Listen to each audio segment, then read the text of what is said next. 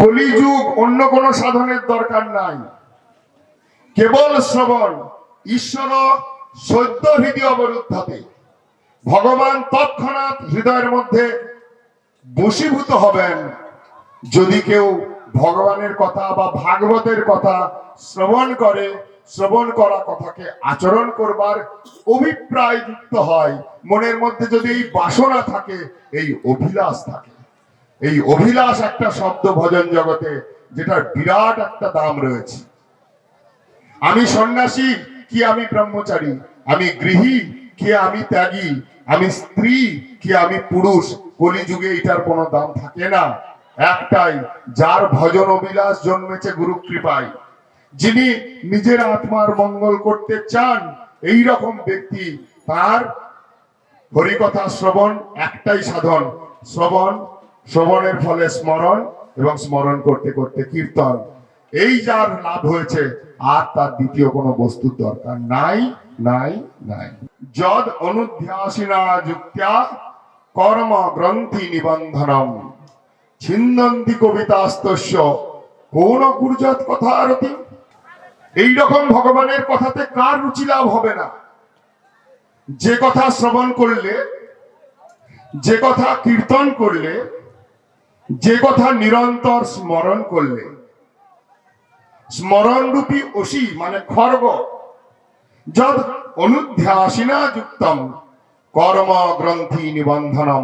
আমাদের যে কর্মের গাঁট গুলো রয়েছে না, যে গাঁটটা আমাকে এই সংসারে বেঁধে রেখেছে, যে গাঁটটাকে ছিন্ন করে আমি ভগবানের হতে পারছি না, আমি অনুভব করছি তথাপিও হতে পারছি না, গাঁঠের জন্য কর্মগ্রন্থি। সেই কর্মগ্রন্থি যে নিবন্ধন, প্রকৃত যে বন্ধন, সেটাকে খণ্ডন করবে একটা খড়গ। সেই খড়গটা কি? ভগবানের কথা শ্রবণ, ভগবানের কথা কীর্তন, আর সেই কথার নিরন্তর স্মরণ। যদি এই কার্য করা যায়, যে হরিকথার প্রভাবে এটা হতে পারে, সেই হরিকথা শ্রবণ করবে না এরকম ব্যক্তি সংসারে কে আছে?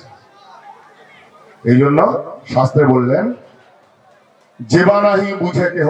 আমি বুঝতে পারি না সব কথা, আমারও তো বুদ্ধি নাই, শাস্ত্রের সব কথা মাথায় ঢোকে না, ঠিক আছে। শুনিতে শুনিতে সেহ, কিন্তু আদরপূর্বক শুনতে বসে। সে জানে এই কথা শুনলে আমার মঙ্গল হবে।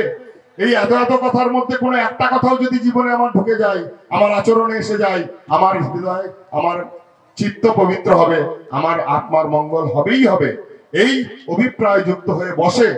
যে বানাহি বুঝে কেহ, শুনিতে শুনিতে সেহ, কি অদ্ভুত চৈতন্য চরিত।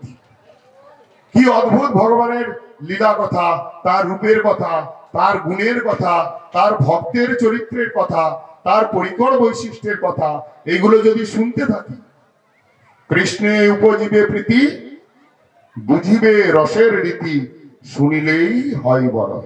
কেবল হরিকথা শ্রবণ এবং শ্রবণ করা কথা আচরণ, এইটাই হলো গৌড়ীয় মঠের এক মহৎ শিক্ষা। প্রভুপাদ এই শিক্ষাই দিয়ে গেছেন। শ্রীমদ ভাগবতের কথা পরীক্ষিত মহারাজ মৃত্যুর পূর্বে শুনেছিলেন 7 দিন, তিনি কেবল শ্রবণ করেই সিদ্ধি লাভ করলেন। শ্রবণে পরীক্ষিত বাবা, কীর্তন করে সুখদেব গোস্বামী পাদ সিদ্ধি লাভ করেছেন, স্মরণ করে প্রহ্লাদ মহারাজ সিদ্ধি লাভ করেছেন, অর্চন করে পৃথু মহারাজ সিদ্ধি লাভ করেছেন, পাদ সেবনের দ্বারা লক্ষ্মীজি সিদ্ধি লাভ করেছেন, দাস্য ভক্তির দ্বারা হনুমানজি সিদ্ধি লাভ করেছেন, এবং আত্মনিবেদনে বলি মহারাজ সিদ্ধি লাভ করেছেন। আমার কাছে এত যোগ্যতা নেই, হরিকথা শুনতে তো পারি।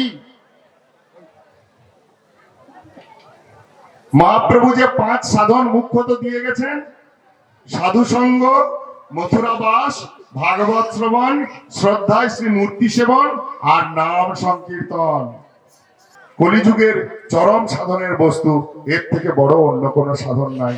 স্বয়ং তুলসীদাসজি রামচরিত মানসেও লিখছেন, কলিযুগ কেবল নাম পারা, সুমিরি সুমিরি নর উতরহি পারা।